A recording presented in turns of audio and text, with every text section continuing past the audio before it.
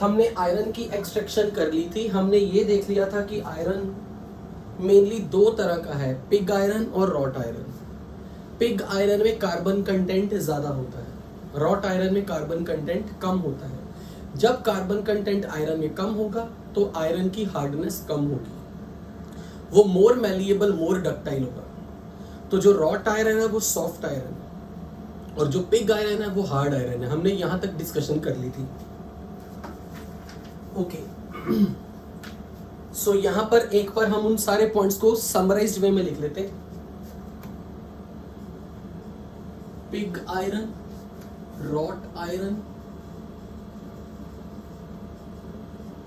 और स्टील में अगर हमें इनकी कंपोजिशन पूछी जाए तो percentage of carbon will be 2 to 5%। और अगर मैं कार्बन कंटेंट बहुत कम कर दूं, 10% कम कर दूं,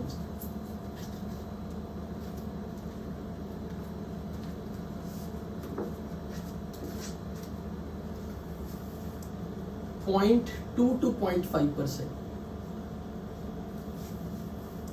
और स्टील के अंदर neither very low nor very high, in between like 0.1 to 1.5%. This is the percentage of carbon that should be there.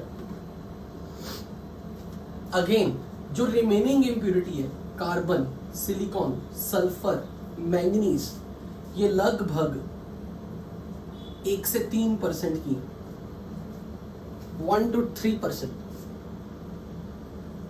अगर इन्हीं impurities की मैं बात करूं, अगर रॉट आयरन में देखो तो ये इंप्यूरिटीज की मात्रा और कम हो जाती, लाइक ट्रेस अमाउंट ऑफ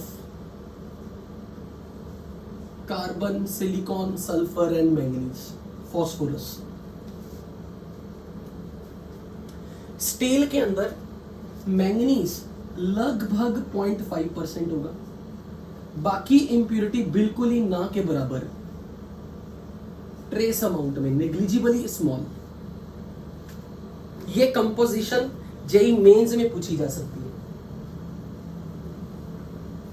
तो बेसिकली आपको जो चीज पता होनी चाहिए, पिग आयरन जो ब्लास्ट फर्नेस से आपने तैयार किया उसमें क्या क्या इंप्यूरिटी है, carbon, silicon, sulphur, manganese and phosphorus. Carbon content में यहां से हटा रहा हूं क्योंकि कार्बन की परसेंटेज हमने यहां से लिख ली है। ओके अब इसको आप राइम की फॉर्म में कैसे याद रखोगे? अगर आपको क्वेश्चन ऐसे आता है, what are the impurities present in pig iron, यहां लिखा आ गया कास्ट आयरन। हालांकि दोनों आइडेंटिकल नहीं होते, इनमें डिफरेंस है, but on an average properties काफी मैच करती है। तो पिग आयरन, कास्ट आयरन का डिफरेंस आपसे कोई रेयरली कोई पूछेगा। मेनली आपको रॉट आयरन और पिग आयरन का डिफरेंस पता होना चाहिए। It is more pure form of iron, क्योंकि इसमें इंप्यूरिटीज की मात्रा, परसेंटेज बहुत घट चुकी है। So it's majority like 99.8%, 99.5% iron he iron है इसमें। यहां पर आयरन लगभग, अगर ये 2% इंप्यूरिटी भी है तो रिमेनिंग 98%, और अगर ये 5% तक इंप्यूरिटी है लगभग 95%। एट द मैक्स अगर मैं बोलूं ना, यहां पर आयरन आपको 92 to 93% मिलेगा, आयरन प्योर फॉर्म में, क्योंकि 1 से 3% इंप्यूरिटी इनकी भी तो है। तो अगर मैं मैक्सिमम मिनिमम इंप्यूरिटी देखूं, 3% इंप्यूरिटी मिनिमम, 2 + 1 3 एंड 5 + 3 8, तो 100 में से 3 सब्ट्रैक्ट कर दो और 100 में से 8 सब्ट्रैक्ट कर दो, कितना बनेगा? 92 to 97%, ये मान लो 92 to 97%, क्योंकि अगर ये 3% लोअर साइड पे इंप्यूरिटी है तो 97% आयरन, और अगर ये 8% इंप्यूरिटी है मैक्सिमम लेवल तक तो फिर 92% आयरन प्योर है। अगर ये नेग्लिजिबल है, बहुत कम, अगर मैं इसी को मेन इंप्यूरिटी मानूं कार्बन को, तो ऑलमोस्ट यहां आपके पास more than 99% iron pure form में। Percentage purity of iron, more than 99% pure iron. अच्छा, अब आप इसके लिए कैसे राइम याद रखोगे? राइम कैसे याद रखोगे? मोहन got, हिंदी में ही राइम लिखो, मोहन ने काला pant shirt सिलवाया।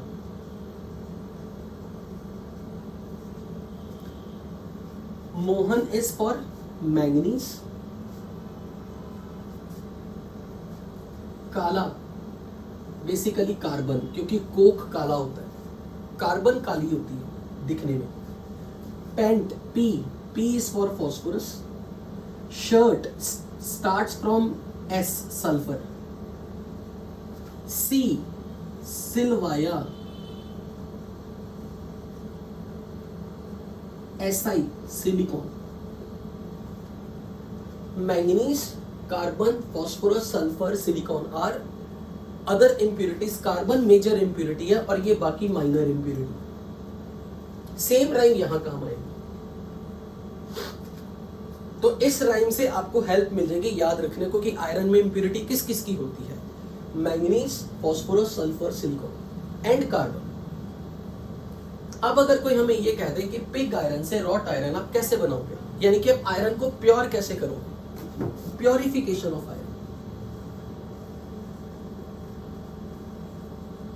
From pig iron to wrought iron.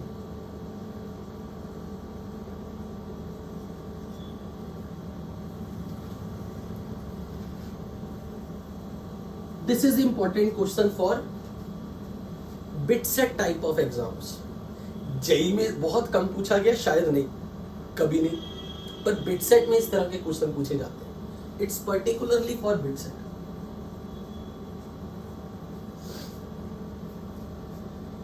अगर मुझे पिग आयरन से रॉट आयरन बनवाना है तो बेसिकली मुझे आयरन को ज्यादा करना है, इनको कम करना है, इन इम्प्यूरिटी को घटाना है। तो हम क्या करना चाह रहे हैं, हम इसको रेवर्बरेटरी फर्नेस में डालते हैं।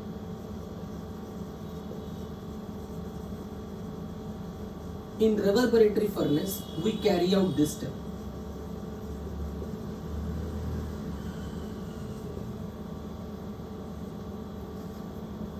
रिवर्बरेटरी फर्नेस अब की बार ऐसी लेनी जिसकी अंदर की लाइनिंग हेमेटाइट की हो।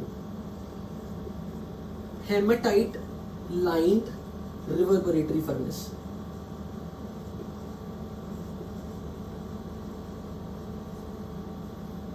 ऐसी रिवर्बरेटरी फर्नेस जिसकी अंदर की लाइनिंग हेमेटाइट की हो, उसमें पिग आयरन डाल के हीट कर दो और साथ में आप एडिशनली लाइमस्टोन ऐड करोगे। लाइमस्टोन ऐड करना है, फर्नेस के अंदर की लाइनिंग Fe2O3 की हो और इसमें पिग आयरन मिला दो जो आपको ब्लास्ट फर्नेस से मिला है। अब इसे हीट कर दो एयर की प्रेजेंस में। सॉरी, एयर नहीं डालनी। अब देखो क्या होगा, Fe2O3 ऑक्सीडाइजिंग एजेंट की तरह रोल प्ले करेगा इन सब इंप्यूरिटीज के लिए। कोक का रिएक्शन, सल्फर का रिएक्शन, सिलिकॉन का रिएक्शन, फॉस्फोरस का रिएक्शन और मैंगनीज का रिएक्शन, ये Fe2O3 के साथ होगा।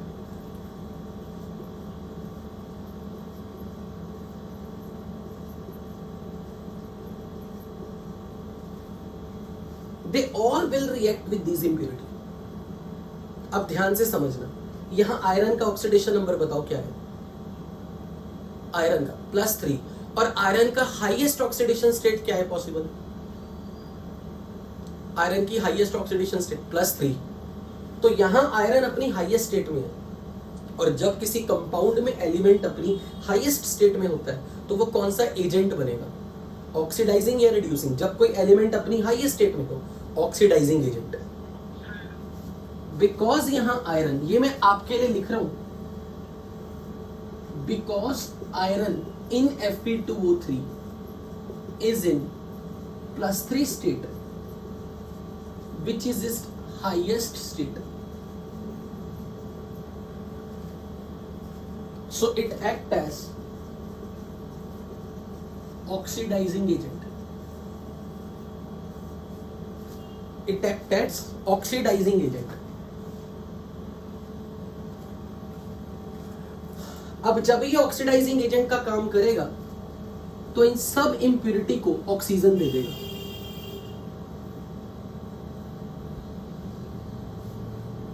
और खुद रिड्यूस होगा, क्योंकि ये ऑक्सीडाइजिंग एजेंट है, इसकी खुद की रिडक्शन होगी, ये आयरन बन के आएगा।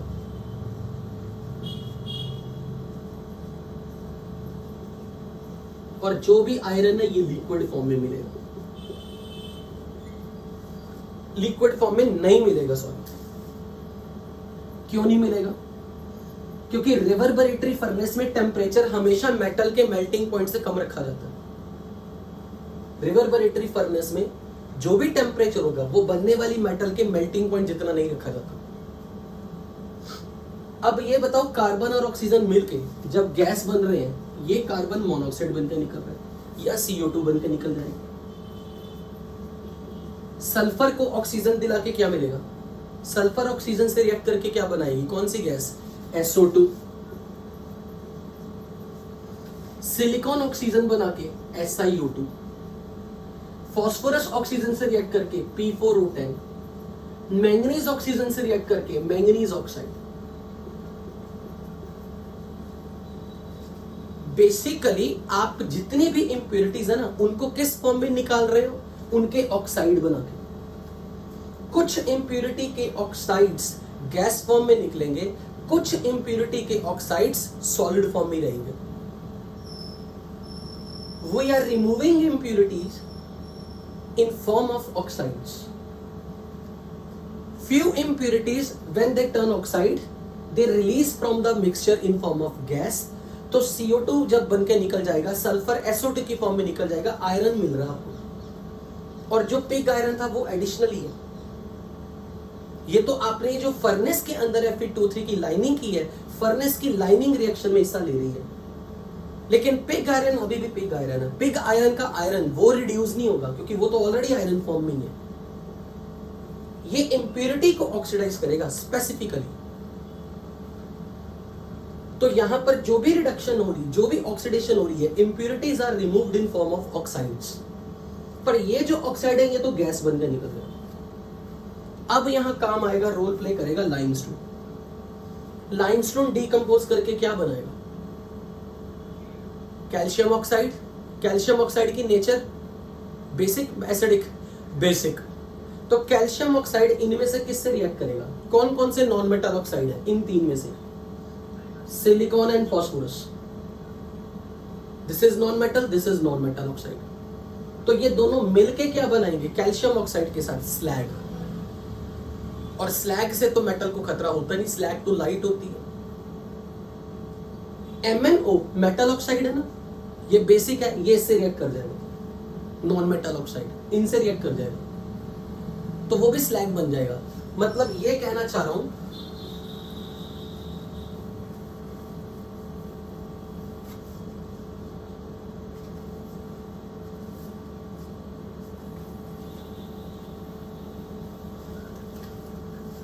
नहीं SO2 गैस बन के निकल गई। रिएक्शन तो सॉलिड्स के बीच में होगी, जो गैस बन के निकल गया उससे क्या reaction? So SiO2, MnO, P4O10, which are solid impurities, they are removed as slag.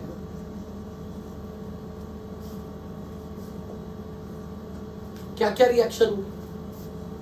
CaCO3 decompose करके बनाएगा CaO and CO2 gas. It will act as a flux, क्योंकि ये इंप्योरिटी को रिमूव करेगा। So this is non metal oxide, this is non metal oxide, this is metal oxide. So metal oxide will react with silica to form, बताओ क्या लिखो? Calcium silicate CaSiO3, just addition CaSiO3। यहां calcium का कौन सा salt बनाऊं? ये acid है, नॉन मेटल ऑक्साइड, ये बेस है। कैल्शियम का कौन सा सॉल्ट बनाऊं जब फास्फोरस आपको दिखे? Calcium phosphate. Calcium phosphate, calcium की चार्ज +2, फॉस्फेट की वैलेंसी -3, इंटरचेंज इट, तो ये बनाएगा calcium phosphate. So calcium oxide which is flux, it is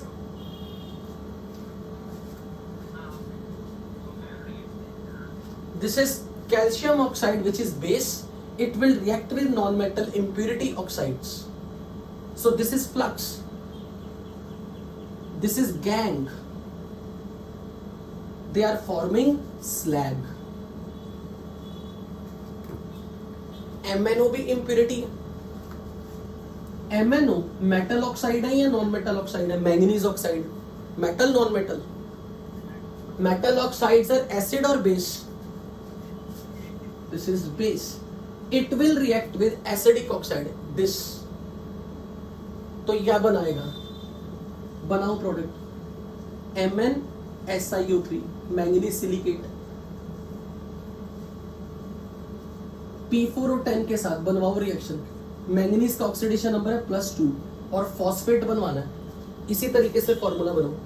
manganese का ऑक्सीडेशन नंबर है +2, फॉस्फेट का -3. क्या लिखूं? Mn3PO4 twice. Slag. Will slag harm this iron? Does slag harm the iron? No. So slag forms a molten layer of the liquid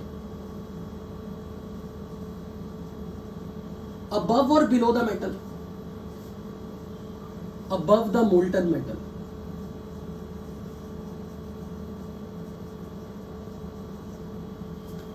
तो अगर कोई आपसे ये कहे कि भाई पिग आयरन से रॉट आयरन कैसे बनाते हैं, तो आप ये बोलोगे कि हम इसे एक ऐसी रिवर्बरेटरी फर्नेस में हीट कर रहे हैं जिसकी अंदर की लाइनिंग Fe2O3 से है. उसका क्या फायदा होगा? Fe2O3 ऑक्सीडाइज होके रिड्यूस, जब खुद की रिड्यूस करेगा तो आयरन ही बनेगा. तो हमारी ओर में इंप्योरिटी हटती जा रही है, आयरन बढ़ता जा रहा है, पर साथ के साथ पिग आयरन में भी तो आयरन है. तो आयरन में हमारी ओर हमारी मोल्टन मेटल आयरन में प्योर से प्योरर हो रही है और इंप्योरिटीज जा रही है. इंप्योरिटी को किस फॉर्म में निकाला? ऑक्साइड बना के निकाला. क्या सारी इंप्योरिटी ऑक्साइड फॉर्म में गैस बन गई? नहीं. कुछ इंप्योरिटी ऑक्साइड फॉर्म में, सॉलिड फॉर्म में थे. उनको कैसे निकाला? उसके लिए फ्लक्स डाला, लाइमस्टोन डाला. एंड दिस प्रोसेस, ये जो पूरा आपने सीखा, this purification process is called puddling process. नहीं, पुडलिंग नहीं बोलना चाहिए, पडलिंग प्रोसेस. तो अगर कभी भी कोई नेम रिएक्शन आ गई, puddling process is technique to purify the iron. Which iron? To purify the pig iron into wrought iron. तो पिग आयरन से रॉट आयरन बनाने के लिए हम ये प्योरिफिकेशन टेक्निक कर रहे हैं.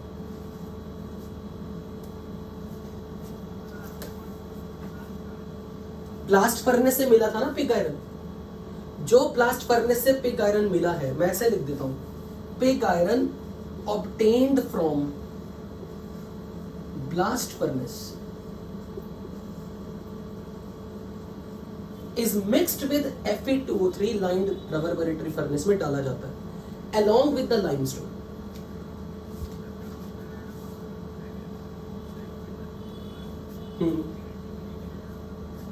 करे कोई बात नहीं, they don't react with each other.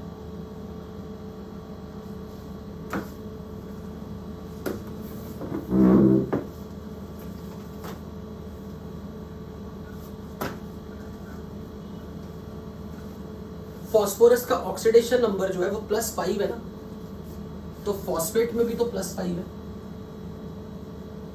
और जब भी कभी एसिड बेस रिएक्ट करते हैं, रिडॉक्स रिएक्शन ही होती, ना इसका ऑक्सीडेशन नंबर बदलना ना इसका बदलना.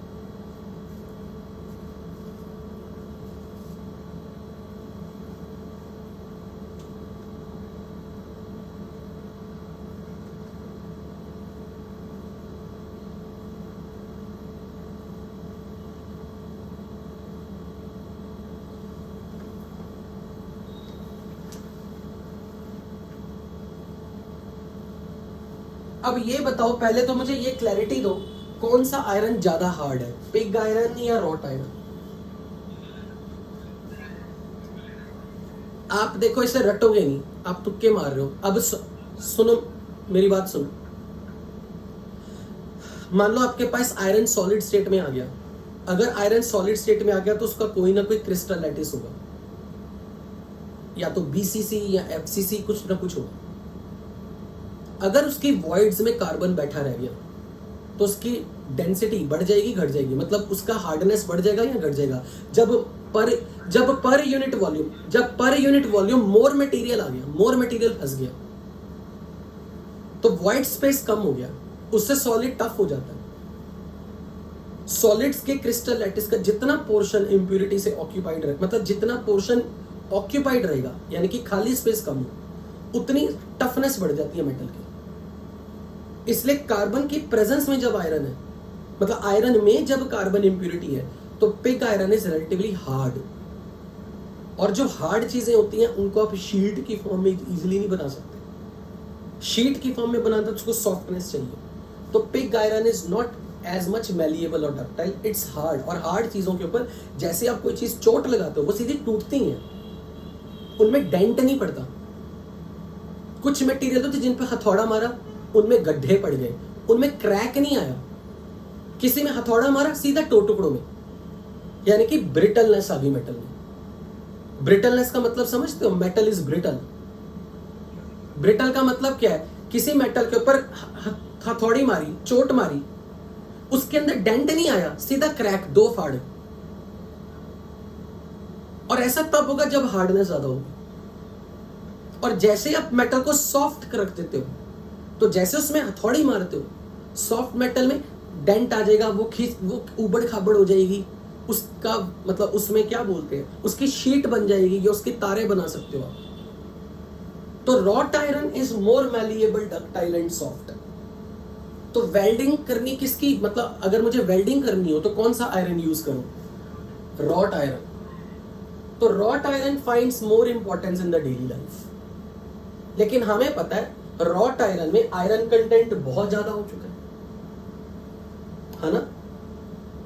अब रॉट आयरन, अगर में आयरन ज्यादा हो गया ना, इसका एक नुकसान और भी होगा। माना आपने प्योर आयरन ले लिया, प्योर आयरन में कुछ ना कुछ रस्टिंग का खतरा हमेशा रहेगा। इनफैक्ट मैं यहां पे अपनी स्टेटमेंट को एडिट कर रहा हूं, जितना मेटल इम्प्योर होगा उसकी रस्टिंग की टेंडेंसी ज्यादा होती है। Impurities catalyse the rusting process, इसलिए इसकी इनर्टनेस, रॉट आयरन की inertness toward rusting is relatively मोर। अगर मुझे आयरन कोर बड़ा मतलब टफ मटेरियल बनाना है, tough in the sense hardness की टर्म में नहीं, उस पे मैं एसिड डालूं या बेस डालूं, आयरन रिएक्ट ना करे इजीली, यानी कि उसको केमिकली इनर्ट बनाना अगर मुझे, दैट फॉर्म इज स्टील। ये जो अभी आपने लिखा था ना, pig iron, wrought iron, steel has most inertness toward rusting. Steel के बर्तनों को जंग लगा सुना है? कभी घर में देखा है किचन में स्टील के बर्तन पड़े हैं, पानी में रोज वॉशिंग करते हो, रोज उनको धुलाई होती है, कभी देखा जंग लग गया उनको? अगर लग गया तो मतलब आपने बहुत घटिया क्वालिटी का स्टील खरीदा है। जितनी स्टील की क्वालिटी अच्छी होगी उतना आयरन को जंग नहीं लगेगा। और जब आप स्टील की बात कर रहे हो ना, तो इसका मतलब स्टील में आयरन अकेला नहीं है, आयरन में कुछ इंप्योरिटीज है। फिर आपका क्वेश्चन उठेगा, अभी तो सर आप कह रहे थे इंप्योरिटीज डालने से रस्टिंग प्रोसेस फास्ट हो जाती है, पर स्टील बनाने के लिए आयरन में इंप्योरिटी डेलिबरेटली ऐड की जाती है, पर ऐसी इंप्योरिटी जो रस्टिंग के खिलाफ हो, यानी कि जो रस्ट ना बनने दे। ऐसा मटेरियल अगर मैंने डाल दिया आयरन के अंदर जिसको रस्ट करने में एतराज हो, देन आई विल से कि मेरे आयरन के अंदर भले इंप्योरिटी है पर मेरे आयरन की केमिकल इनर्टनेस बढ़ गई। अब उसको अगर मैंने डिटर्जेंट के पाउडर में काफी टाइम तक रहने दिया या एसिड के सोल्यूशन में डिप भी कर दिया तो आयरन गलेगा नहीं, दैट इज स्टील। और मैं नहीं मानता कि मेरी ऑडियंस इस वक्त जो है मेजॉरिटी में यूपी बिहार वाली होगी। क्या आप लोगों को नहीं पता इंडिया में स्टील सबसे ज्यादा कहां मिल रहा है? टाटा स्टील। आप लोगों को ज्यादा मालूम होगा, आपने ये सुनी है ना, आप वाले एरिया में मयूरभंज, क्यूंझर करके कुछ लोकेशंस है, माइनिंग होती है ना वहां पे। हाँ, तो ये यूपी बिहार का क्राउड बोल रहा है ज्यादा इस वक्त, क्योंकि आप लोगों की earth is very rich in the iron. तो स्टील इंडस्ट्रीज जो है, स्टील इंडस्ट्री जो है, वहां पर आयरन को अगर मुझे इनर्टनेस लेके आनी है, उसकी टफनेस भी बढ़ानी है, तो मैं उसमें कुछ इंप्योरिटीज ऐड करूंगा। कौन सी इंप्योरिटी? Inert impurity. अब इनर्ट इंप्योरिटी में हम डेलिबरेटली उसमें एल्यूमिनियम ऐड करते हैं, क्योंकि एल्यूमिनियम को रस्ट नहीं लगता इतनी आसानी से। Nitrogen is very inert. तो यहां पर अब मैं हेडिंग बनवा रहा हूं, स्टील ट्रीटमेंट। हेडिंग जस्ट ऐसे बनाना, एक एडिशनल इंफॉर्मेशन है, ओनली फॉर बिट्स है, but steel treatment, important terms for steel treatment. Heading बनाओ, this topic is beyond your syllabus, but BITSAT type के क्वेश्चंस में ये चीज आ सकती है। मोर ओवर मैं इंप्रेशन मार रहा हूं, मैं कोई डाउट नहीं ले रहा हूं, चुपचाप पहले सुनेगा तू। Heat treatment of steel.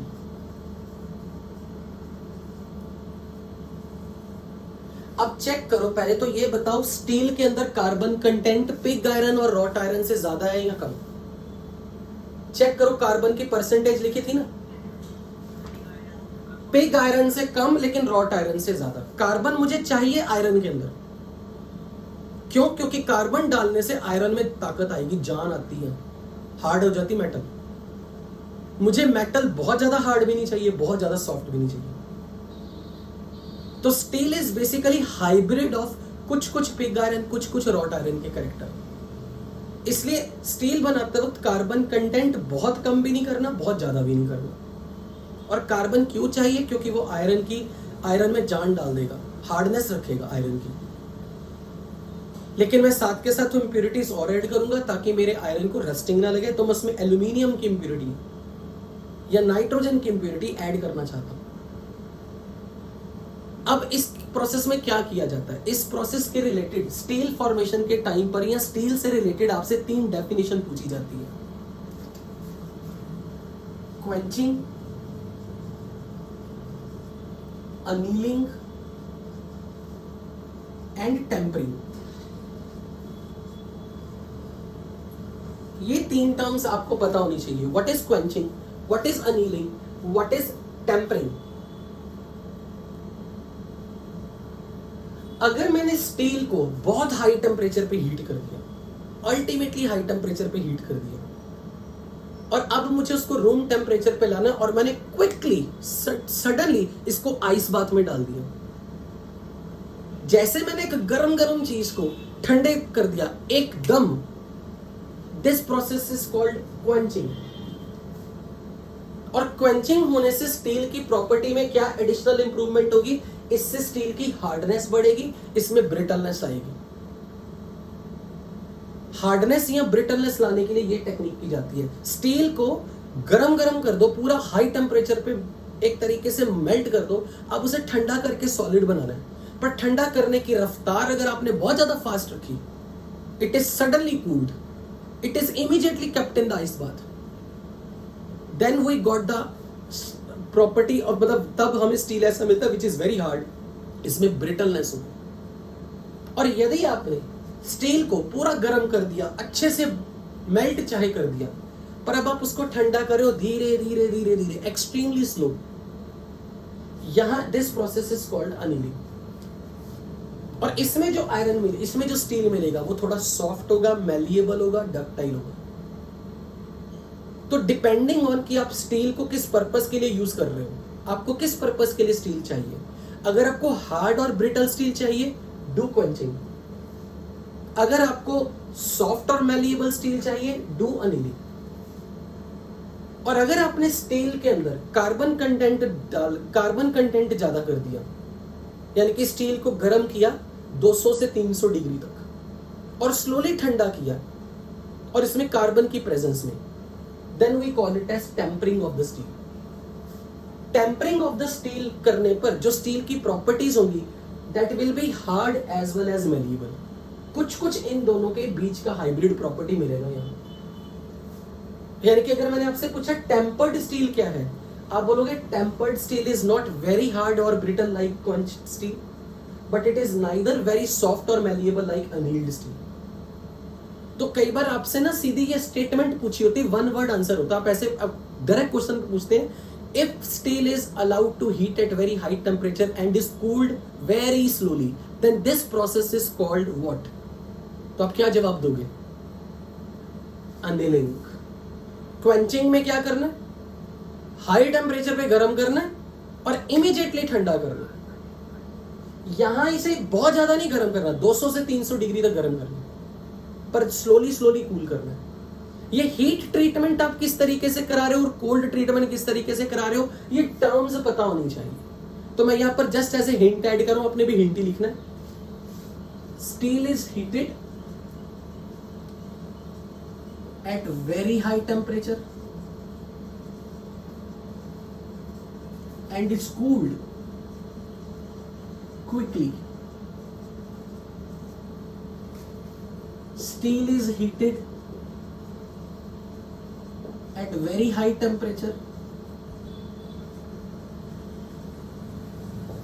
and is cooled slowly. Steel is heated up to 200 to 300 degrees Celsius and is heated slowly.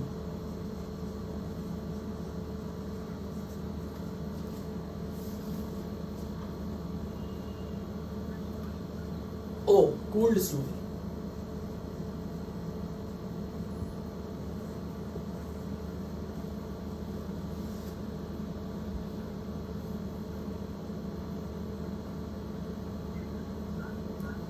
नहीं, वो मैंने बाय मिस्टेक बोल दिया, सिंपल ऐसे ही है, कुछ नहीं। हीट करना, ठंडा करना, कोई कार्बन नहीं ऐड करना। वो मेरे से एक दूसरी टर्म है मेरे माइंड में, वो मिक्स कर गया था। अगर हार्ड और ब्रिटल स्टील चाहिए तो कौन सी प्रोसेस करवाऊं?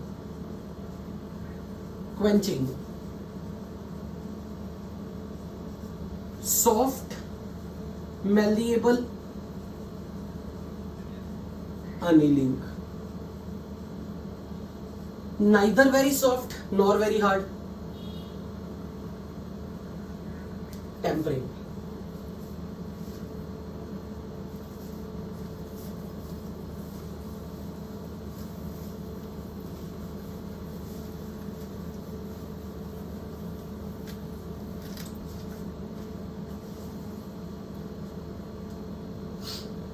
टेम्पर करने पर स्टील में, टेम्पर्ड स्टील में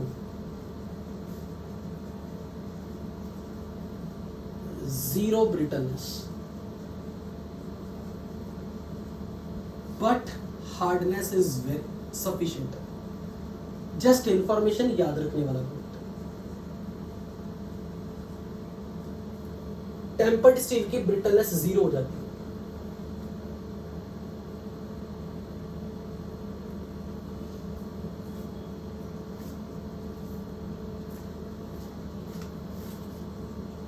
Now surface treatment of steel.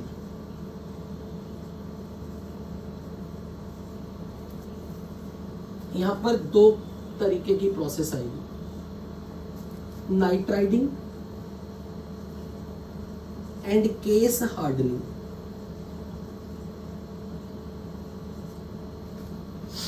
अगर मैं स्टील के अंदर, जब मैं वर्ड बोल रहा हूं ना स्टील, तो basically I am talking of iron जिसमें 1% एल्यूमिनियम इम्प्योरिटी है। This is basically steel. अगर मैं इसको अमोनिया की प्रेजेंस में हीट कर दूं, तो अमोनिया जब आप हीट कर रहे हो, अमोनिया डीकंपोज करके बनाता है नाइट्रोजन और हाइड्रोजन, सब जानते हैं। नाइट्रोजन आयरन के लैटिस में जाके वॉइड्स में फिट हो जाता है। तो ये जो निकलने वाला जो नाइट्रोजन है, ये आयरन के लैटिस में जाके जब वॉइड्स में फिट होता है, हम बोलते हैं नाइट्राइड वाला आयरन, नाइट्राइडिंग हो गई। So basically here nitrogen produced from ammonia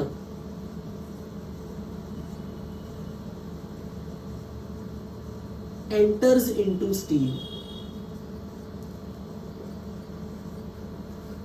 nitrogen is inert element, इसलिए ऐसा आयरन जिसमें नाइट्रोजन प्रेजेंट है, ऐसा स्टील जिसके अंदर नाइट्रोजन प्रेजेंट है, that is very resistant toward corrosion, that show resistance toward corrosion. ऐसे आयरन का कोरोजन की टेंडेंसी कम हो जाती है, जीरो तो नहीं पर काफी हद तक कम। केस हार्डनिंग में एक्चुअली मैं जब यहां कार्बन बोल रहा था तो मैं इसको मिक्स कर रहा था। इसमें क्या किया जाता है, steel is heated in presence of carbon, ताकि हम स्टील के अंदर कार्बन कंटेंट हाई कर सके और कोक या जो कार्बन इंप्यूरिटी है वो उसकी वॉइड्स में चली जाए। तो स्टील को कार्बन की प्रेजेंस में हीट करना, heating of steel in presence of carbon and then it is plunged into oil. इसे तेल में डुबो दिया जाता है काफी देर के लिए। उससे जब आयरन बाहर निकलेगा, स्टील बाहर निकलेगा, मैं बार बार आयरन बोल रहा हूं, मैं स्टील की बातें कर रहा हूं। स्टील में कार्बन डाल के हीट करना और उसे तेल में डुबो के बाहर निकाल देना, तो स्टील जो है ना उसकी जो टॉप लेयर होगी वो काफी हार्ड हो जाती है। इसीलिए इसको वर्ड बोला था case hardening.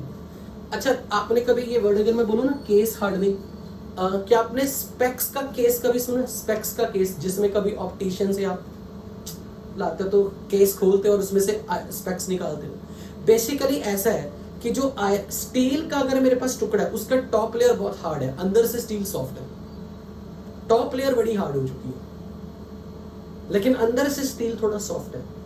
That is we called case hardening, मतलब स्टील का केस कवर वेरी हार्ड।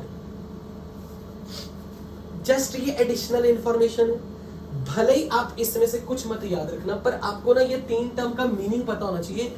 कहां हीटिंग हाई और स्लो कूलिंग है, कहां हीटिंग हाई और फास्ट कूलिंग है, कहां हीटिंग बहुत हाई टेम्परेचर पे नहीं होती लेकिन कूल स्लोली होता है। ये इंपॉर्टेंट है, ये टाइम पास है, इसको स्किप भी कर सकते हो, बट मैंने अपनी तरफ से एक फॉर्मेलिटी किया कि कुछ छोड़ा नहीं, सब कुछ आपके सामने रख दिया। नाइट्राइडिंग ऑफ स्टील, अब आपको ऐसे नाम से याद रहेगा, आयरन के अंदर नाइट्रोजन आना चाहिए। आयरन के लैटिस में नाइट्रोजन अगर वॉइड्स में आ जाए तो हम अमोनिया के एटमॉस्फेयर में हीट कर रहे हैं स्टील को। स्टील में कोक डाल के, कोक नहीं कार्बन डाल के आप उसे हीट कर रहे हो और फाइनली हीट होने के बाद जब ठंडा हो गया उसको ऑयल में डिप करके उसकी ट्रीटमेंट करवाई, then we get it at this kind of case hardening process. अगर इससे रिलेटेड क्वेश्चन आएगा तो वो आपसे सिर्फ ऐसे पूछेंगे, स्टील में वॉइड्स में किसको बिठाना है नाइट्रेटिंग के लिए, नाइट्रोजन को। केस हार्डनिंग में स्टील में वॉइड्स में किसको बिठाना है, कार्बन को। इतना पता होना चाहिए बस।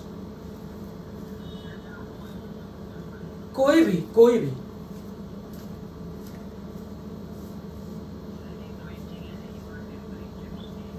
सब कुछ, ये सब कुछ आप स्टील के लिए पढ़ रहे हो, ये सारा जो लिखा है बोर्ड पे नहीं।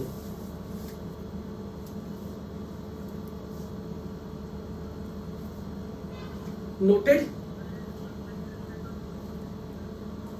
हाँ, ये सब कुछ बिट सेट के लिए इंपॉर्टेंट है। जेई मेंस में जितना भी आपने जो पहले किया ना puddling process, pig iron, wrought iron, वो जेई मेंस के लिए इंपॉर्टेंट है।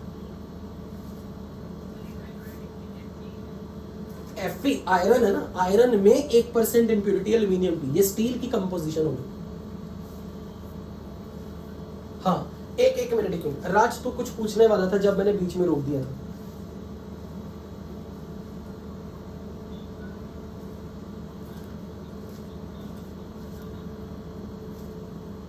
रॉट आयरन का, पिग आयरन का होना चाहिए, नहीं सॉरी पिग आयरन का, सॉरी मैं रॉट आयरन बोल गया, पिग आयरन का, क्योंकि पिग आयरन में इंप्यूरिटी ज्यादा, जहां इंप्यूरिटी ज्यादा वहां रस्टिंग की टेंडेंसी ज्यादा। पर हमने इंप्यूरिटी कौन सी डाली है, nitrogen, aluminium, so they prevent they inert impurities, so they try to save the iron from getting rusted. So pig iron gets more rusted easily than the wrought iron. हाँ जी बोलो।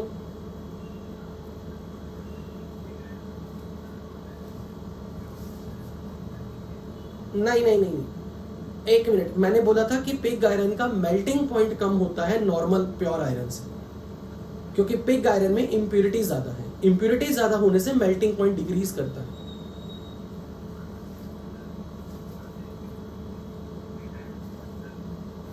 हाँ, कच्चा लोहा कहा जाता है। जो रॉट आयरन है वो भी कोई मतलब फाइन लोहा नहीं है। आपने पता नहीं हिंदी मीडियम में अगर किसी ने कभी साइंस पढ़ी हो ना 9th-10th में, वहां 2 लफ्ज यूज किए जाते हैं बच्चों के लिए, भरवा लोहा, पिटवा लोहा। पता नहीं कभी किसी ने हिंदी मीडियम में अगर कभी केमिस्ट्री पढ़ी हो 9th-10th में, साइंस अगर हिंदी में हो, भरवा लोहा, पिटवा लोहा, गूगल करना, पता लग जाएगा कौन सा पिग आयरन है कौन सा रॉट आयरन है। हाँ क्या शीट्स वायर्स के लिए मुझे आयरन में क्या चाहिए, मैलिएबिलिटी, डक्टिलिटी या हार्डनेस? तो वो कौन सा आयरन करेगा जिसमें कार्बन कंटेंट लो हो या हाई हो? लो हो। So wrought iron is easily, wrought iron can be moulded into sheets and wires. Wrought iron is more malleable and ductile. जितना कार्बन कंटेंट आयरन में ज्यादा उतना हार्ड आयरन बनेगा। हार्डनेस ज्यादा लानी है तो फिर पिग आयरन।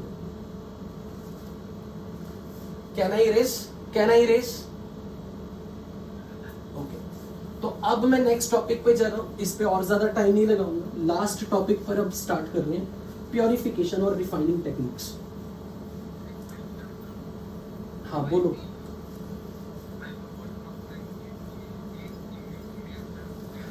क्योंकि मैंगनीज जो होता है ना वो कोरोजन रेजिस्टेंस ज्यादा होता है।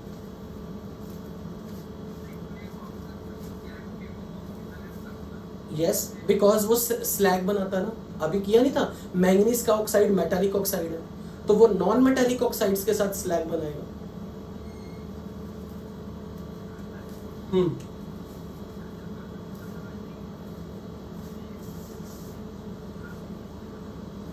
ना, इम्प्योरिटी ज्यादा होने से रस्टिंग फास्ट होती है। अगर आपने इनर्ट इम्प्योरिटी डाली है फिर रस्टिंग स्लो हो जाएगी। Inert impurity like aluminium and nitrogen. Hardness से क्या होगा? रस्टिंग एक केमिकल प्रोसेस है, केमिकल प्रोसेस है। हार्डनेस फिजिकल प्रोसेस है, physical property hardness. Okay, I am going to the next topic. अब हेडिंग बनाओ purification of metal. The last part is refining of the metal.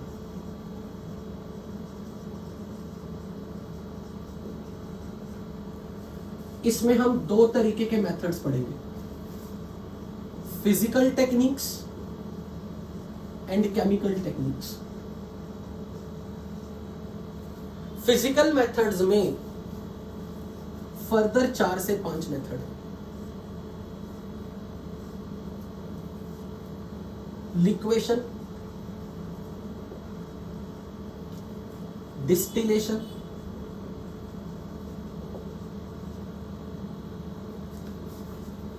Fractional distillation,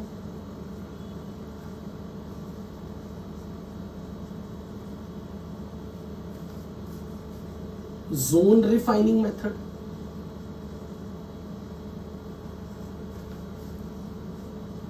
chromatography. इस topic को कभी भी sheet से नहीं पढ़ना, अपनी शीट में बहुत जरूरत से ज्यादा दिया हुआ है। That much requirement we don't need, that much detail we don't need for our JEE mains or exam, even in advance. जितना मैं यहाँ बता रहा हूँ ना, it's much more than enough for your topic, मतलब for your exam point of view जितना यहाँ बताऊंगा that is more than enough. Chemical method में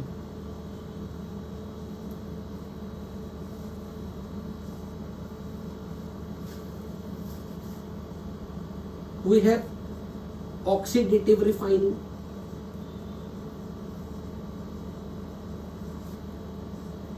we have vapor phase decomposition,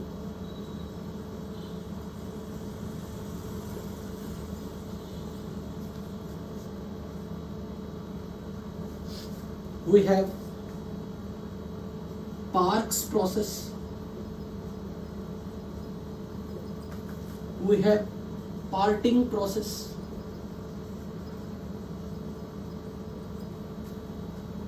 and then इतने में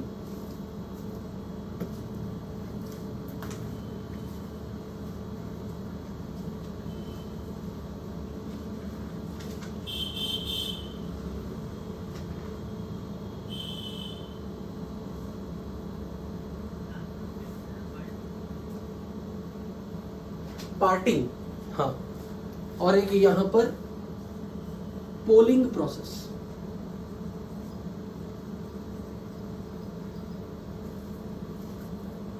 ऑक्सीडेटिव रिफाइनिंग दो तरह की है, बेस्मराइजेशन एंड क्यूपिलेशन।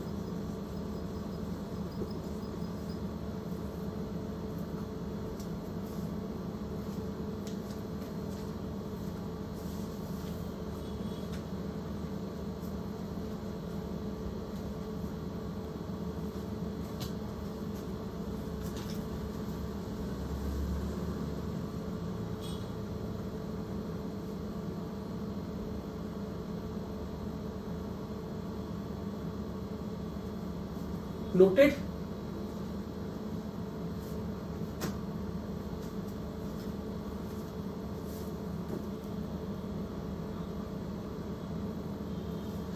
अब इस टॉपिक से जब क्वेश्चन आएगा ना, वो आपको ये पूछेंगे लिक्वेशन मेथड से कौन कौन सी मेटल की प्योरिफिकेशन होती है, डिस्टिलेशन से कौन सी मेटल की प्योरिफिकेशन होती है, वेपर फेज डिकम्पोजिशन में कौन सी मेटल प्योरीफाई होती है। Examples are important.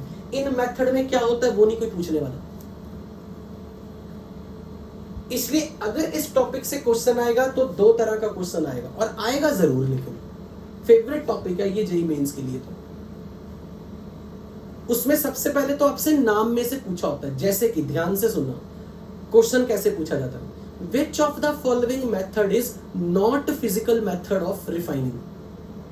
क्यूपिलेशन, zone refining, liquation and polling.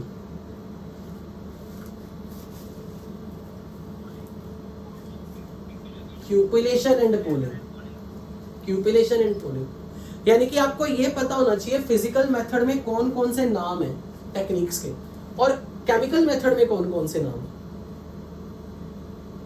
ये नाम पूछे जाते हैं। क्या आपको उन्होंने आपसे ये पूछना कि क्या आपको उन्होंने ये जानना है कि क्या आपको ये पता है ये मेथड केमिकल है और ये मेथड फिजिकल है। सो कई बार जैसे क्वेश्चन ऐसे आ गया, सपोज ध्यान से सुनना, cupellation, parting, poling, chromatography.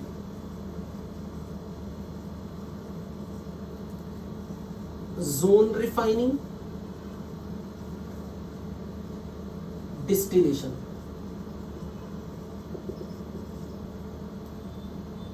बेस्मराइजेशन,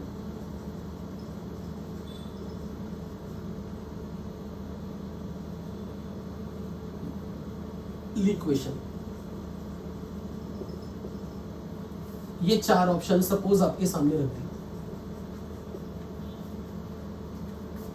this is process 1, this is process 2। अब क्वेश्चन पूछा होगा in which first process is chemical method and second process is physical method to refine the metal. यानी कि आपको अगर ये टेबल याद है तो आपका क्वेश्चन फ्री के मार्क्स है, नहीं याद तो गया। आपको पता होना चाहिए कि फिजिकल मेथड अगर पहला और दूसरा केमिकल मेथड है तो पहली टर्म यहां से हो, दूसरी टर्म यहां से। यहां पर आप क्या बोलोगे, दोनों कौन सी प्रोसेस है? नहीं, ये दोनों कौन सी, केमिकल फिजिकल? दोनों केमिकल, क्यूपिलेशन एंड पार्टिंग। अब यहां बताओ, केमिकल फिजिकल, यहां physical physical, physical physical, zone refining physical, distillation physical, bessemerization liquation chemical physical, ऐसे ऐसे आपको फंसाया जाता है। उन्होंने आपसे ये जानना यार कि आपको ये पूरा रटा हुआ है या नहीं, आपको क्या ये याद है कौन सा मेथड फिजिकल है कौन सा मेथड केमिकल है। फिर क्वेश्चन ऐसे पूछा जाएगा,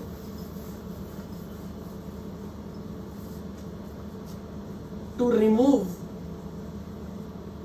impurity of silver from lead, which method is used?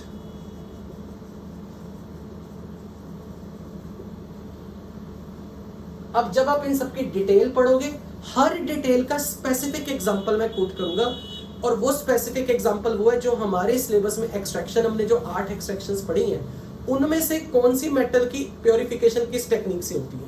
मैंने आपको हर बार एक्सट्रैक्शन का जो लास्ट पार्ट था ना, प्योरिफिकेशन को छुड़वाता रहा था, क्योंकि वो अब मैं कवर करूंगा। क्योंकि हमारे सिलेबस में लेड की एक्सट्रैक्शन है तो हम लेड की प्योरिफिकेशन पूछेंगे, सिल्वर की एक्सट्रैक्शन है सिल्वर की प्योरिफिकेशन, कॉपर की एक्सट्रैक्शन है कॉपर की प्योरिफिकेशन, टिन की एक्सट्रैक्शन टिन की प्योरिफिकेशन। अगर आप ये सोचोगे सर आपने इसके 1-2 एग्जांपल आए, अगर उसके बाहर का कोई आ गया, आएगा ही नहीं, क्योंकि जो अपने सिलेबस में है मैं उनके एग्जांपल्स बताऊंगा, और examples are much much more important. चलो अब इसकी डिटेल समझते हैं। पहली बात अगर यहां करो फिजिकल मेथड की, तो नाम से ही क्लियर है, यहां पर आपने मेटल को इंप्योरिटी से अगर अलग करना है तो उनकी फिजिकल प्रॉपर्टीज के डिफरेंस के बेसिस पे अलग करना है।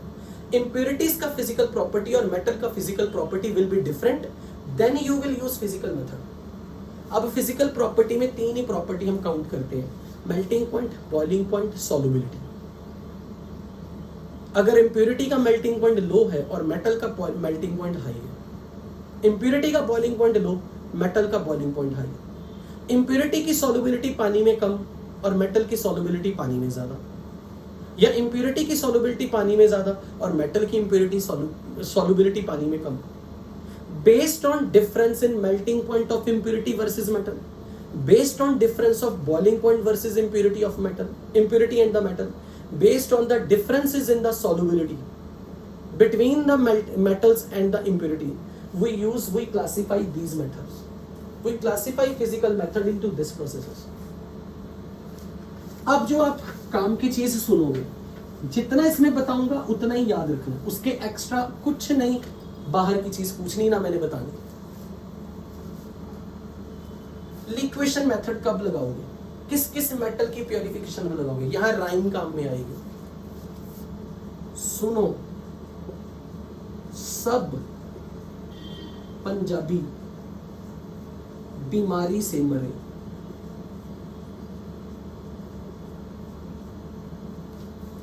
सुनो मतलब टिन, सब मतलब एंटीमनी, पंजाबी मतलब लेड, बीमारी बिस्मथ, मरे मरकरी।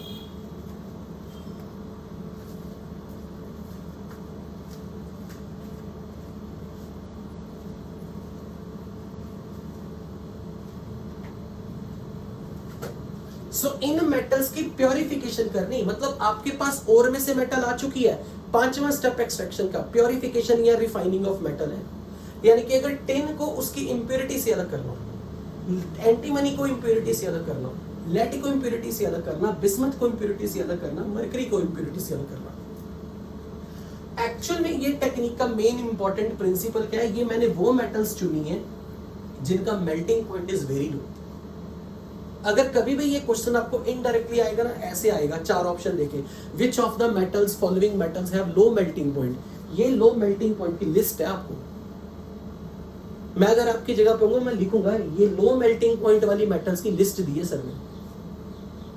लिक्वेशन टेक्निक में क्या किया जाता है, इंप्योरिटी का मेल्टिंग पॉइंट हाई है और मेटल का मेल्टिंग पॉइंट लो है, तब हम ये टेक्निक लगाते हैं।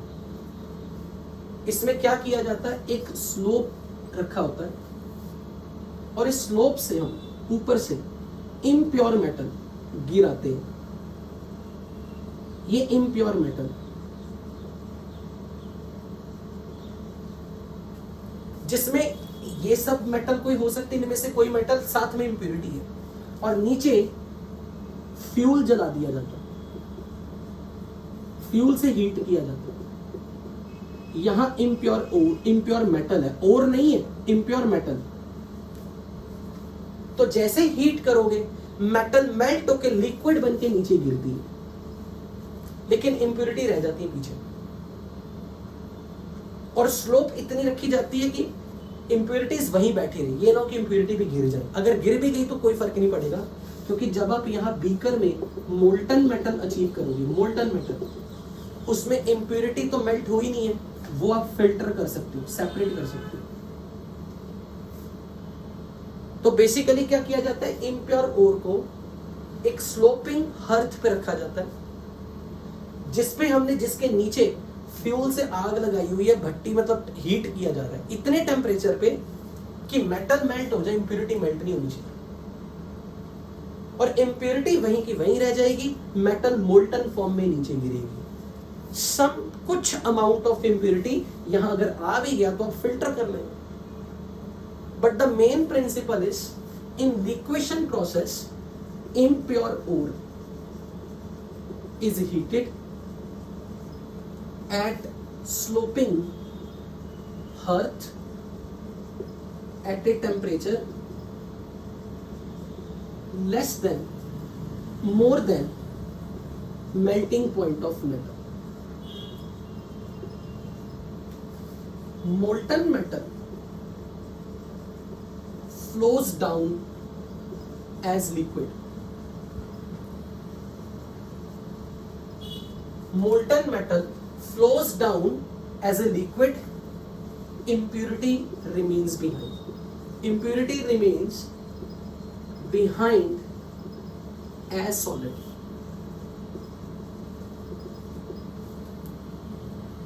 I think ये क्लियर होगा मेथड किसमें क्या किया जा रहा है। कुछ पूछना है?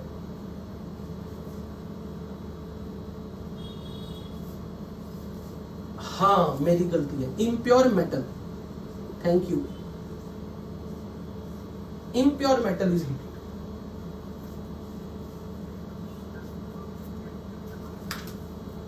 स्लोपिंग अर्थ का मतलब एक फ्लोर है, स्लोपिंग शेल्फ है, शेल्फ।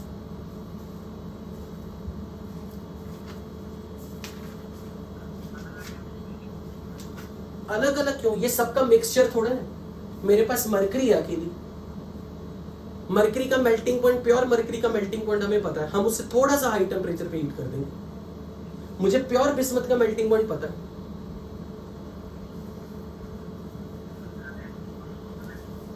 हाँ क्या,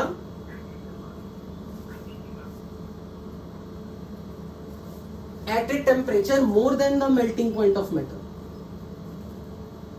इतने टेम्परेचर पे हीट करना है कि हमारी जो मेटल है उसके मेल्टिंग पॉइंट से ज्यादा टेम्परेचर पे हीट करना है, ताकि मेटल मेल्ट हो जाए, इंप्योरिटी मेल्ट ना हो।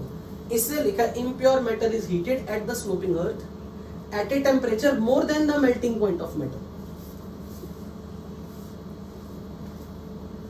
Molten metal flows down as liquid, impurity remains behind as a solid.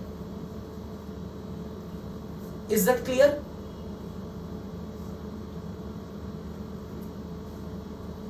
Distillation कब यूज करना है?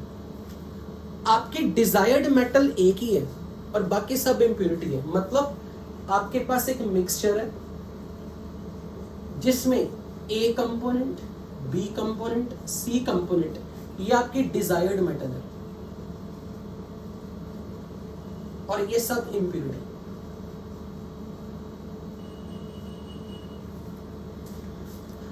डिफरेंस ये है, मेटल का boiling point is very low, impurity का boiling point is very high.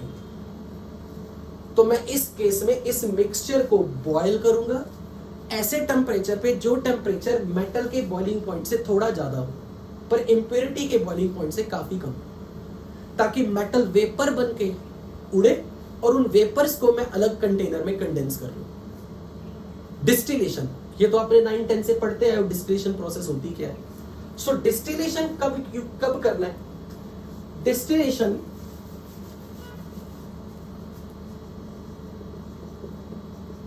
distillation technique is used when metal and impurities have significant difference in the boiling point.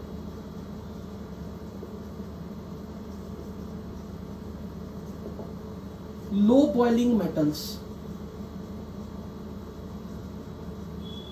are purified by this method.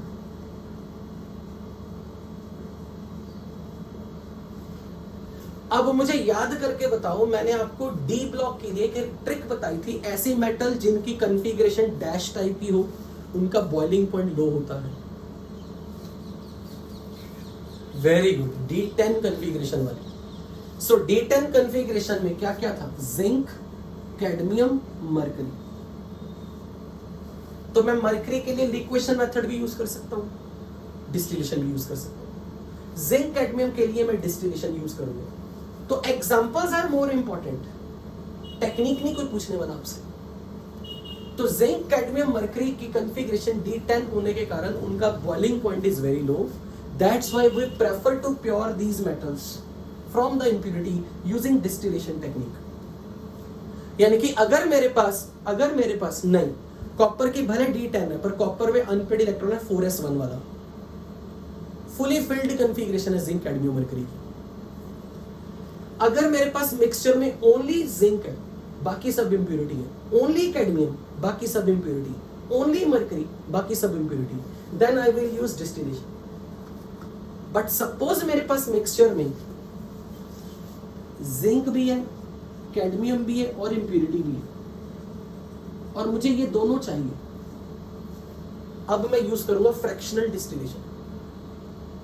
और मैं fractional distillation के बारे में कुछ बताऊं उससे पहले अभी पेज खोलो, जिंक की एक्सट्रैक्शन पढ़ो, और जिंक की एक्सट्रैक्शन में प्योरिफिकेशन में मैंने कुछ यहां पढ़ाया था। खोलो पेज। जिंक की एक्सट्रैक्शन में नहीं याद तो पेज खोलो, जिंक के एक्सट्रैक्शन का लास्ट पार्ट पढ़ो जिसमें जिंक, कैडमियम, आयरन, लेड कुछ था। मैंने तब कोई टेक्निक इसके बारे में जिक्र किया था। खोलो अपने notes, fractional distillation. Very good, बिल्कुल। तब मैंने ये कहा था अगर जिंक का बॉइलिंग पॉइंट की बात करूं तो ये लगभग 910 डिग्री है। कैडमियम का बॉइलिंग पॉइंट की बात करूं तो लगभग 767 डिग्री है। लेकिन आयरन और लेड का boiling point more than 1500 degree है। What is fraction? एक एक करके किसी पर्टिकुलर मेटल को वेपर फॉर्म में अचीव करना। मैं पहले टेम्परेचर को कितना रखूं कि सिर्फ कैडमियम बॉयल करे और जिंक बॉयल ना करे। अगर मेरे पास मिक्सचर है और मैं मिक्सचर में सिर्फ ऐसे टेम्परेचर पे बॉयल करूं, अगर मैं 767 से ज्यादा टेम्परेचर रखूं पर 910 से कम रखूं तो कैडमियम बॉयल करेगा। कैडमियम के वेपर्स को मैं कंडेंसर की मदद से अलग कंटेनर में कलेक्ट कर लूंगा। फिर जब कैडमियम हट गया, अब मुझे जिंक को वेपर फॉर्म में अचीव करना है ताकि इंप्योरिटी बॉयल ना करे। तो मैं कितना टेम्परेचर रखूं ताकि जिंक बॉयल कर जाए पर ये इंप्योरिटीज बॉयल ना करें। 910 से ज्यादा पर 1500 से कम। पर फ्रैक्शनल डिस्टिलेशन में ये फ्रैक्शन वर्ड का भी यूज हो रहा है because you have in your mixture 2 important ingredients which you want to purify. This is fraction 1, fraction 2। मतलब फ्रैक्शन 1, फ्रैक्शन 2, यानी कि आपके मिक्सचर में मोर देन 1 डिजायर्ड मेटल्स है। फॉर्चुनेटली दोनों का बॉइलिंग पॉइंट लो है। So if you have more than 1 metals in your mixture, you want to purify the both. You don't want to purify only one. If you need only one component, use distillation. If you need more than one component to get purified, then fractional distillation. तो मैं ये मान के चल रहा हूं कि ये मैं आपको पढ़ा चुका हूं जिंक के एक्सट्रैक्शन में, तो मैं इसकी कोई डिटेल नहीं लिखवाने वाला, पर मैं दोबारा से एक्सप्लेन कर देता हूं। हम इस मिक्सचर को जिंक, कैडमियम, आयरन, लेड की इंप्योरिटी के इस पूरे मिक्सचर को मैं पहले ऐसे टेम्परेचर पे 800 डिग्री पे हीट कर रहा हूं। 800 क्यों चूज किया? 767 से ज्यादा पर 910 से कम, ताकि सिर्फ कैडमियम के वेपर्स बनेंगे। उन वेपर्स को हम कंडेंस करके सेपरेट बीकर में कैडमियम को प्योर फॉर्म में ले लेंगे।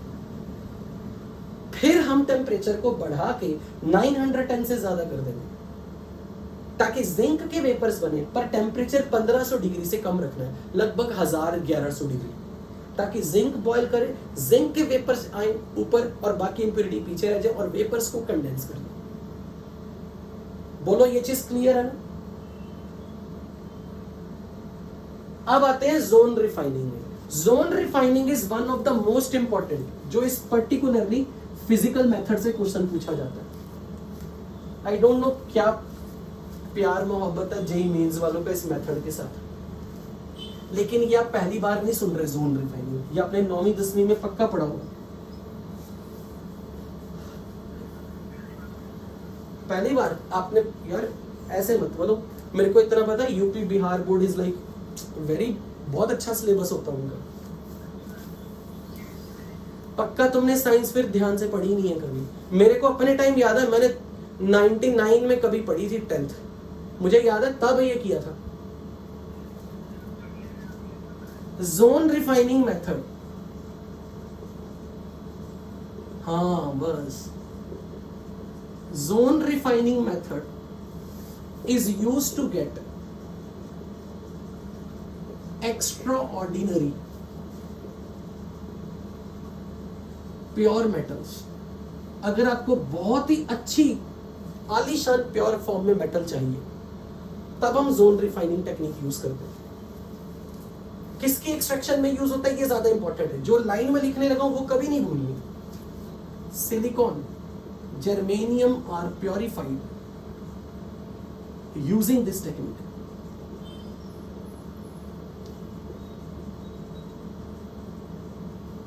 सिलिकॉन जर्मेनियम आप कैसे याद रखोगे? सेमीकंडक्टर डिवाइसेस में यूज होने वाली मेटल्स। जिन मेटल्स को सेमीकंडक्टर डिवाइसेस में यूज करते हैं वहां पर प्योरिटी की बहुत डिमांड होती है, वहां हम सिलिकॉन जर्मेनियम को बेसिकली, सिलिकॉन जर्मेनियम इस मेथड से प्योर करते हैं। इसमें किस प्रिंसिपल को यूज किया जा रहा है? एक्चुअली यहां क्या है, इसमें फंडा क्या है? impurities get dissolved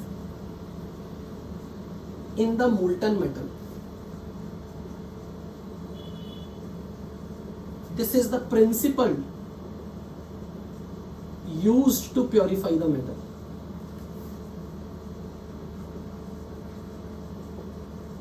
अगर तो मेरे पास मेटल मोल्टन फॉर्म में तो उसमें इंप्योरिटी घुल जाएंगी, लेकिन अगर मेरे पास मेटल प्योर फॉर्म में इंप्योरिटी नहीं घुल रही। अगर मेरे पास मेटल प्योर फॉर्म में, सॉलिड फॉर्म में है तो इंप्योरिटी उसमें नहीं घुल रही। पर अगर वो मेरे पास इम्प्योर फॉर्म में है, मेटल इम्प्योर फॉर्म में और मोल्टन फॉर्म में, इंप्योरिटी डिसॉल्व हो रही है। यानी कि इंप्योरिटी को मोल्टन मेटल ज्यादा पसंद है, इंप्योरिटी को सॉलिडिफाइड मेटल नहीं पसंद। हम इस इंप्योरिटी की इस कमजोरी का फायदा उठा रहे हैं। क्या किया जाता है पहले सिर्फ समझ लें। एक रॉड ले ली जाती है सिलिकॉन की, मान लो मैंने रॉड ले ली, इम्प्योर रॉड।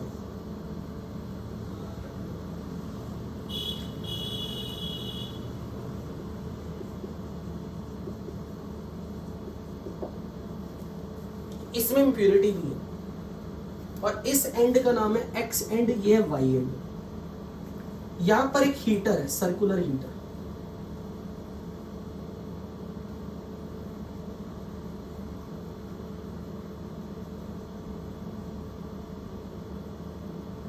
इस सर्कुलर हीटर को ये मूव कर सकता है, घुमाते घुमाते घुमाते घुमाते आगे तक लेके जाना।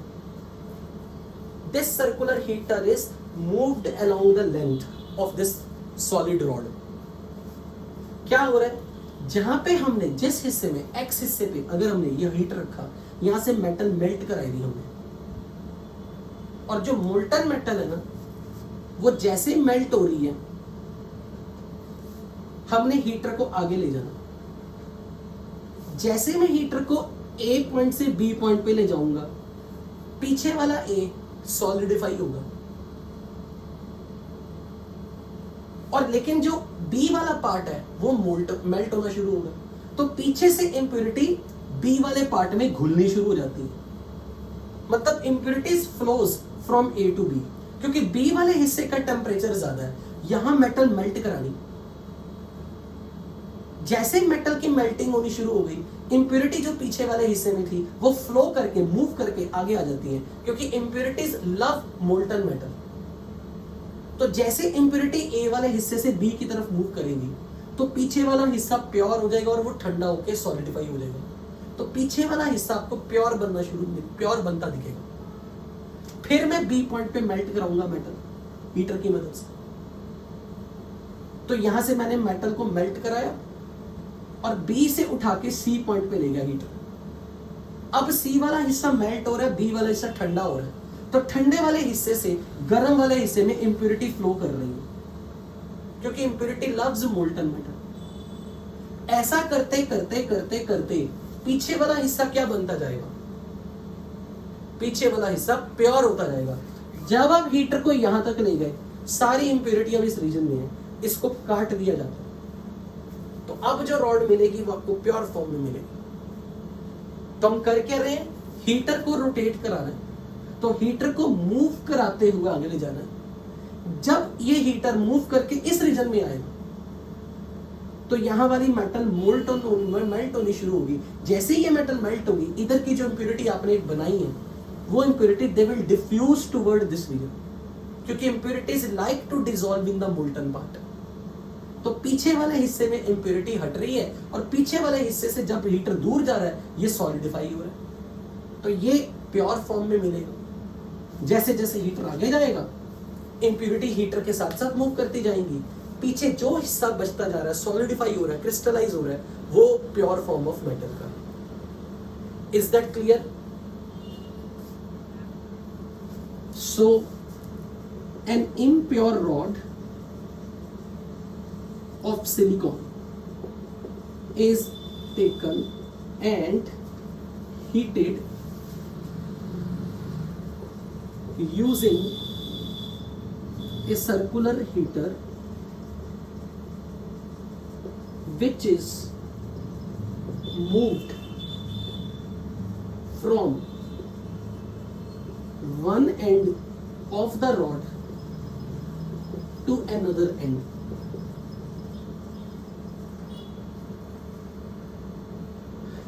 At the location of heater at a given point, metal is impure metal is melted, and as the heater goes away, impurities move along the heater to get dissolved into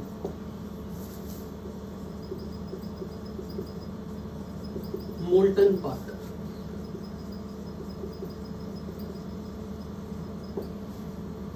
Leaving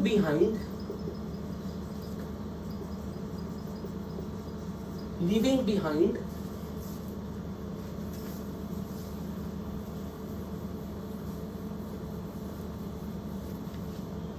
pure metal getting crystallized.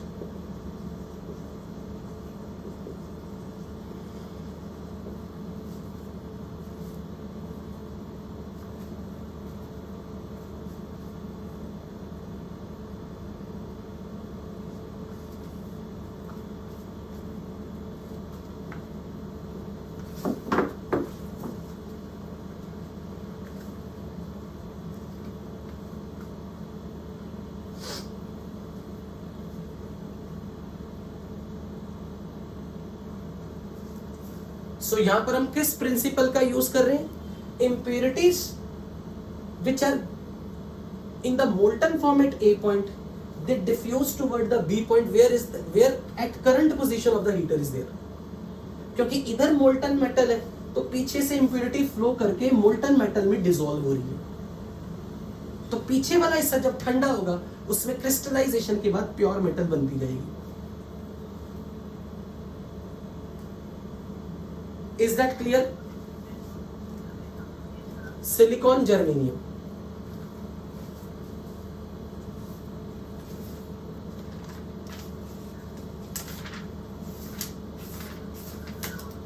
Semiconductor metal, बिल्कुल। अब last में आना है chromatography में। Chromatography की मैं detail समझाऊंगा, मैंने लिखवानी नहीं है, ना किसी काम की है, बस आपको नाम पता होना चाहिए। क्रोमेटोग्राफी एक फिजिकल मेथड है बस, इसका कोई एग्जांपल वगैरह काम नहीं आएगा, ना मैंने इसके कोई एग्जांपल कोट करने। इसमें सिंपल आपको ये नाम पता होना चाहिए। अगर कोई आपसे पूछे ना क्रोमेटोग्राफी टेक्निक फिजिकल मेथड है या केमिकल मेथड है, बस इतना पता होना चाहिए, it's a physical method. But इसमें मैं समझाऊंगा कि किस तरीके से हम इम्प्योरिटी को मेटल से अलग करते हैं, बट वो डिटेल आप ना लिखने वाले हो, ना मैं नरेट करके लिखवाने वाला हूँ। यहाँ पे शीट में इसका बहुत बड़ा पैराग्राफ है, किसी काम का नहीं, कोई जरूरत नहीं पड़ने की। हाँ जी, कोई कुछ पूछने वाला था? जिंक, कैडमियम, मरकरी बताया नहीं, लो बॉइलिंग मेटल्स। तो मैंने क्या बोला, अगर आपके पास मेटल सिर्फ जिंक की है और इम्प्यूरिटी कुछ भी हो, मेटल सिर्फ कैडमियम की है, इम्प्यूरिटी साथ में, मतलब only single metal and impurities are many. तो अगर मेरे पास जिंक की मेटल है जिसको प्योर करना है, इम्प्योर जिंक को प्योर करना है, लेकिन इम्प्यूरिटी उसमें कुछ भी हो पर कैडमियम मरकरी नहीं है। So when you did need only one metal, when you need only when your desired material is only one metal, then you use distillation.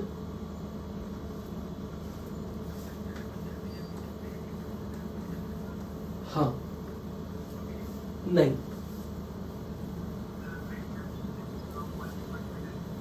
बिल्कुल।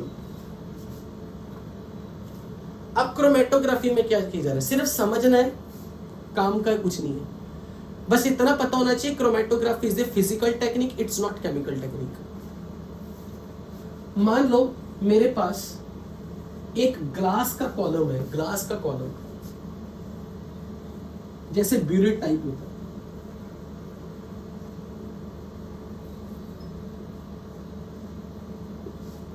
इस कॉलम के अंदर मैंने पाउडर फॉर्म में सिलिका जेल भर दिया, पाउडर्ड फॉर्म में।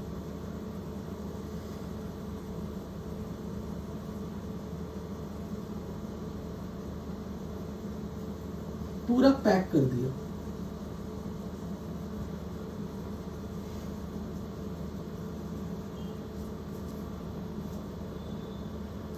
This is silica gel. मैं इसकी जगह पे एल्यूमिना भी ले सकता हूं, एल्यूमिना जेल। ध्यान से समझ लो, अगर इस वक्त ये डस्टर जो देख रहे हो, ये डस्टर का एक सरफेस है, अगर मैंने पेन इसके ऊपर रख दिया तो पेन डस्टर के अंदर घुसा नहीं है, बस पेन सरफेस पे बैठा है, लो गिरी है। इन शॉर्ट पेन यहां पे है बस। अब अगर पेन इस सरफेस पे बैठा है ना, उठ भी सकता, बैठ भी सकता। किसी दूसरे के सरफेस पे आके बैठना, बस बैठना, अंदर घुस नहीं जाना, that is called adsorption.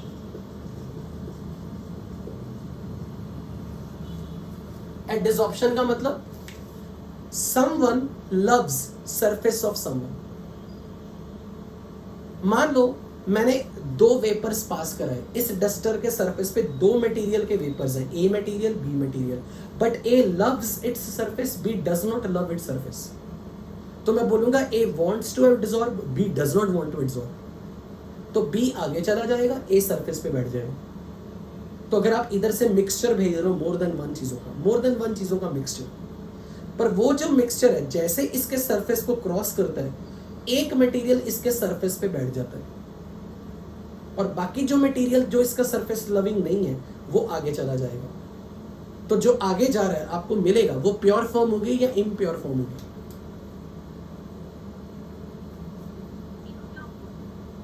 Impure form होगी या प्योर फॉर्म होगी? इम्प्योर का मतलब क्या होता है? जिसमें एक से ज्यादा चीजें हो या सिंगल चीज हो। एक से ज्यादा चीजें होंगी तो उसको प्योर बोलेंगे या इम्प्योर बोलेंगे? तो मैंने बोला मेरे पास पहले मिक्सचर है दो वेपर्स का मिक्सचर है ए और बी, तो वो प्योर सब्सटेंस होगा या इम्प्योर सब्सटेंस होगा? इम्प्योर सब्सटेंस को मैंने पास किया किसके ऊपर से? किसी के सरफेस के ऊपर से। इसने सिलेक्टिवली किसी एक को अपने सरफेस पे बिठा लिया, इसने किसी सिलेक्टिवली एक को अपने सरफेस पे एडजॉर्ब कर दिया। तो जो वेपर्स जाएंगे they will be of one material और they will be of two materials. So whatever the product you will get is pure या impure? Pure. So when your impurity and the metal between those two, one loves the surface of someone but other does not loves the other surface. यानी कि इनकी adsorption properties का difference है। जब impurity और metal की adsorption property का difference हो, impurity loves the surface of someone but metal does not loves the surface of someone, based on difference in tendency to adsorb on the surface of someone. If you can separate impurity from the metal, that technique is chromatography. पता चला ये word meaning adsorption वाला? बोलो। अब मुझे एक बात बताओ, फॉर एग्जांपल मेरे पास एक मोल्टन मेटल इम्प्योर फॉर्म में है, मोल्टन मेटल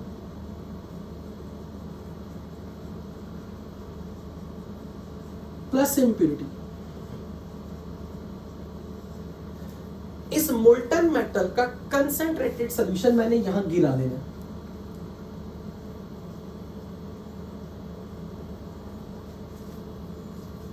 अब इन दोनों में से suppose impurity loves silica but molten metal does not love silica, तो नीचे कौन जल्दी गिरेगा? तो मैं कह दूंगा मोल्टन मेटल सिलिका पे एडजॉर्ब नहीं हुआ बट इम्प्योरिटी सिलिका पे एडजॉर्ब हो गई। तो अगर जो किसी के सरफेस को पसंद करता है, it will stick to this but other will not stick. पता चला या नहीं? अब किसी को नीचे कैसे लाना है, उसके लिए क्या किया जाता है? मोल्टन मेटल और इम्प्योरिटी को हमने यहां डाल दिया लिक्विड फॉर्म में। कुछ टाइम बाद आप देखोगे ये लिक्विड और जो ये इम्प्योरिटी और मोल्टन मेटल दोनों नीचे गिर रहे हुए हैं, पर एक ज्यादा नीचे तक आया हुआ है, एक कम नीचे तक आया हुआ है। उससे हमें समझ में आ जाता है कौन सिलिका लविंग है। जो सिलिका लविंग होगा, सिलिका उसे पकड़ के रखेगी, तो उसके नीचे गिरने की रफ्तार कम होगी या ज्यादा होगी? कम होगी। और जो सिलिका लविंग नहीं है, सिलिका उसे रोकेगी नहीं, पकड़ेगी नहीं, वो नीचे तेजी से गिरेगा। तो जो नीचे गिरेगा वो सिलिका के सरफेस पर एडजॉर्ब हुआ है या नहीं हुआ है? नहीं हुआ है। यानी कि जो सिलिका के सरफेस पे एडजॉर्ब होना चाहेगा, उसके नीचे गिरने की टेंडेंसी कम होगी। तो हमने क्या किया, इसमें इस पूरे मोल्टन मिक्सचर के कंसंट्रेटेड सॉल्यूशन को यहां डाला। अब मैंने एक सॉल्वेंट गिराया, सॉल्वेंट, एक ऐसा सॉल्वेंट। ये सॉल्वेंट मैंने कब गिराया? पहले मैंने आधा घंटा वेट की ये देखने की कि कौन जल्दी नीचे गिर रहा है। मान लो मुझे समझ में आ गया मेटल नीचे जल्दी नहीं गिर रही पर इंप्योरिटी जल्दी गिर रही है, तो अब मैं एक ऐसा सॉल्वेंट लूंगा जो इंप्योरिटी को डिसॉल्व कर दे। तो जैसे ही मैं वो सॉल्वेंट ऊपर से गिराऊंगा, क्योंकि इंप्योरिटी सिलिका लविंग नहीं है, इंप्योरिटीज को ये वॉश करेगा, अपने में घोलेगा और नीचे तेजी से गिराएगा। तो नीचे मुझे पहले खूब सारी मात्रा में इंप्योरिटी गिरती दिखेगी, क्योंकि सिलिका तो स्टिक कर चुका है, मोल्टन मेटल तो स्टिक कर चुका है सिलिका के साथ। मोल्टन मेटल तो सिलिका के सरफेस पे एडजॉर्ब हो चुका है। तो मैं सॉल्वेंट गिराता जाऊंगा ताकि सॉल्वेंट इंप्योरिटी को कभी भी हल्का सा भी सिलिका से स्टिक ना होने दे, इनफैक्ट अपने में घोल के नीचे लेके आ जाए अपने साथ।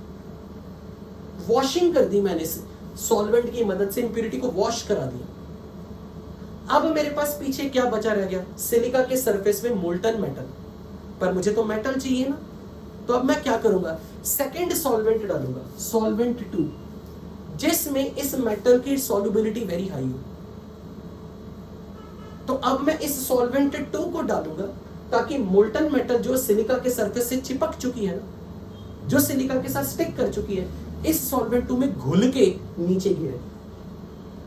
जब नीचे आएगा तो मेरे पास यहां पे मेटल इन डिसॉल्व्ड फॉर्म है in that solvent.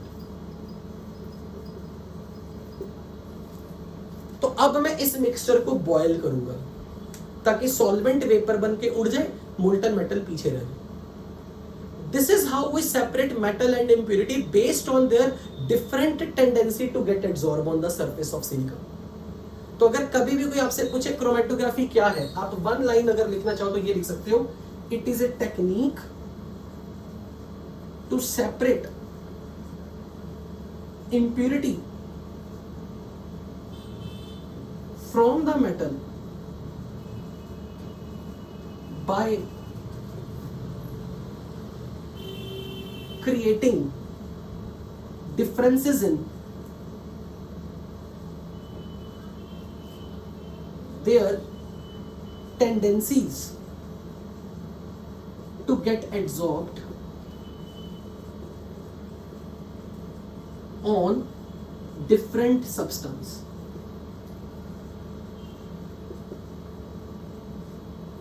which is generally taken as silica gel or alumina gel. Is this point clear बच्चों सबको?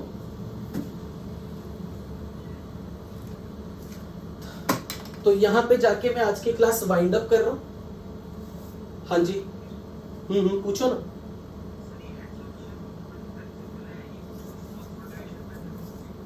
हाँ बिल्कुल, वहां फ्रोथ पार्टिकल्स जो थे वो ऑयल के सरफेस पे बैठते थे, बबल्स जो एयर बबल के सरफेस पे बैठते थे। हाँ, एयर बबल के सरफेस पे सल्फाइड पार्टिकल बैठ जाते थे और उठ के फ्रोथ पे आ जाते थे। बिल्कुल ठीक, बहुत अच्छे, शाबाश, वेरी गुड।